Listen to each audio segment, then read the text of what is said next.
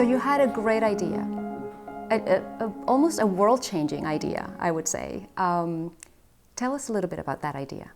Yeah, so what it created was a new way to detect pancreatic, ovarian, and lung cancer that costs 3 cents and takes 5 minutes to run.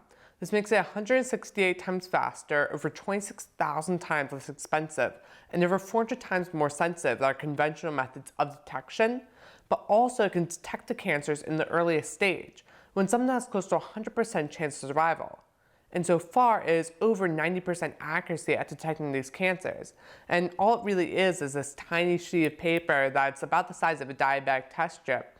And you just take a drop of blood, you put it on it, and you measure the change in electrical properties, and you can instantly see whether or not you have the cancer. What inspired you to pursue this specific idea? So I was really inspired to work on pancreatic cancer diagnostics after the death of a close family friend who was like an uncle to me.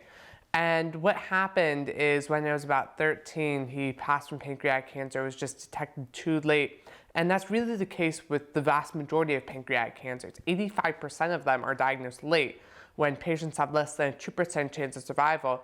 That's one of the craziest things about my story, is that I literally had no clue about anything about cancer biology. I mean, I didn't even know what a pancreas was at the time. And so for me to go from that to be able to discuss these really advanced topics in cancer, I mean, that was really cool to me. It was just kind of this personal evolution, and it all happened thanks to the internet, really. Google and Wikipedia were some of the sources that you went to and were crucial for your research, and that's basically free information out there. What is your view on open knowledge? Are we doing enough open knowledge? So I'm a huge proponent of open access to scientific information in particular, just because science is this cumulative process. I mean, there's a saying, I've only seen so far because I've stood on the shoulders of giants. And you need that past work in order to advance your own work. But what essentially is happening right now, particularly with scientific knowledge and information in general, is it's being locked up, it's being commoditized.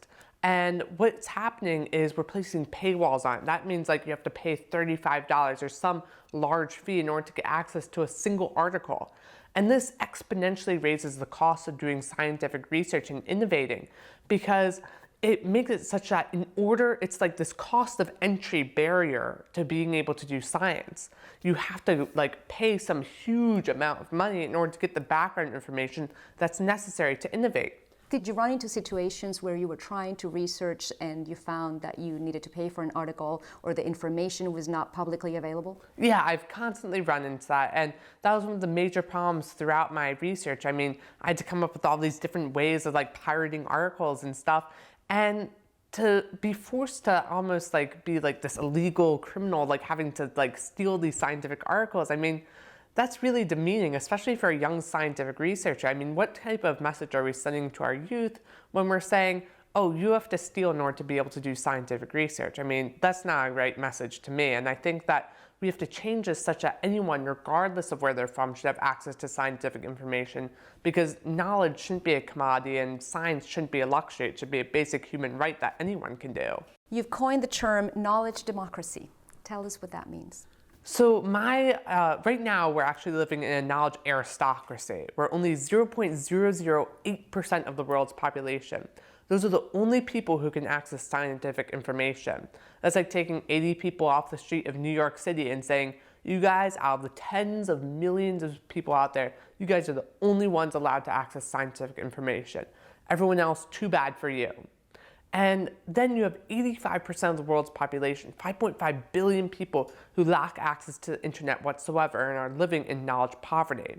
And that was my next question to you, was can we really achieve this with the digital divide that we see in the world? I really think that we can, because we're seeing so many people coming online in the next few years, because the digital divide is beginning to shrink because of the infiltration of markets with like mobile technologies like your smartphone. I mean, your smartphone is this incredibly powerful platform that you can do all these amazing things with.